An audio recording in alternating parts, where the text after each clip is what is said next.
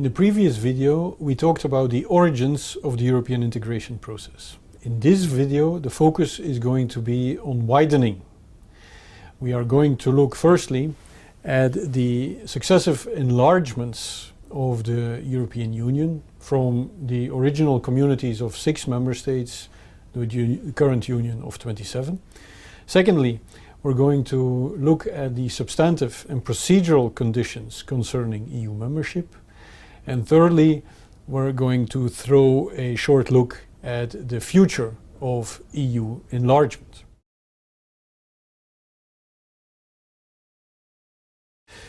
Firstly, how did the Union develop and evolve from the communities of 6 member states to the current Union of 27?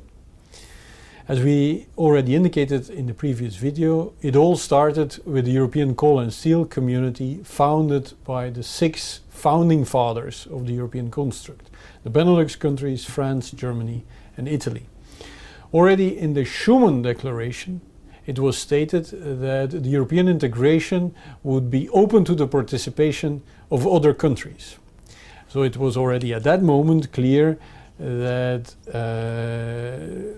the idea was not to remain limited to 6 founding fathers. Ultimately, it would last until 1973 before the communities would be enlarged for the first time from 6 to 9 member states with the accession of the UK, Ireland and Denmark. Norway was widely expected to join the communities as well, but the Norwegian population ultimately rejected membership in a popular referendum. Norway would do this a second time, actually, also in the 90s. One of the countries that had entered in 1973, the UK, had originally in the 50s decided to remain outside of the communities, and it had opted to become a member of the European Free Trade Association. But it quickly became apparent that the EFTA could not match the economic success of the European communities, and hence already in the beginning of the 60s, the UK filed an application to become a member of the European communities.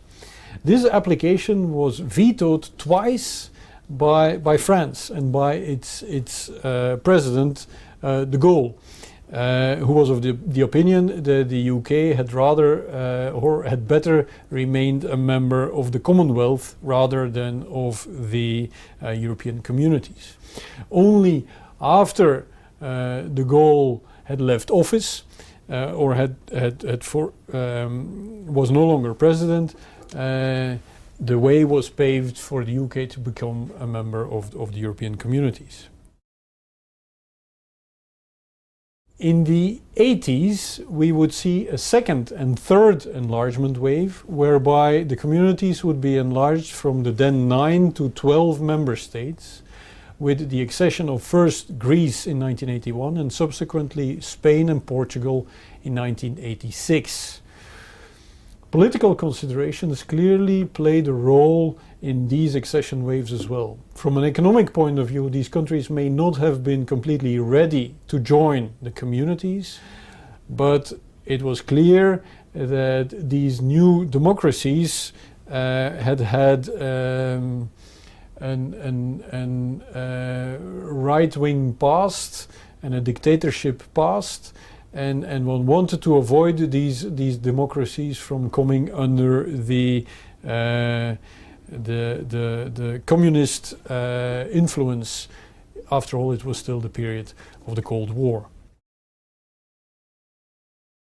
In the 90s, 3 important developments concerning enlargement can be noticed. First of all, we see the reunification of Germany, whereby the number of member states would remain the same, but with the inclusion of the Eastern Germany into the Federal Republic of Germany now as well, both the number of citizens as the total surface of the then European Union for the first time would increase. Secondly, we would see a fourth official enlargement wave with the inclusion of Austria, Finland and Sweden, 3 former EFTA countries, into the European Union, whereby the number of countries would increase from, as always had been the case up until now, from 12 to 15, so 3 new member states.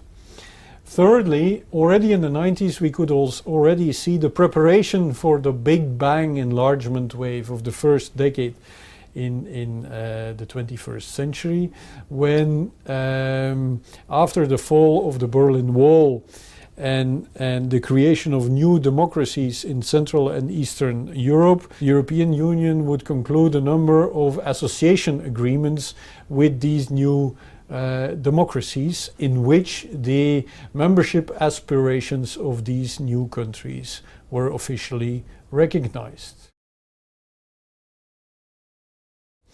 And so, in the first decade of the new century, we would see that for the first time the Union wouldn't be enlarged with 3 additional countries in 1 decade, but would rather enlarge from 15 to 27 member states.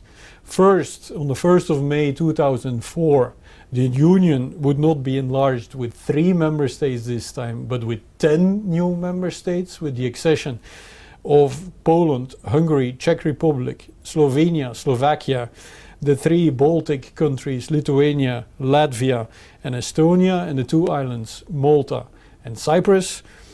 Subsequently, on the 1st of January 2007, the Union would be further enlarged with the accession of Bulgaria and Romania, bringing the actual number of member states to 27, the number as it stands today.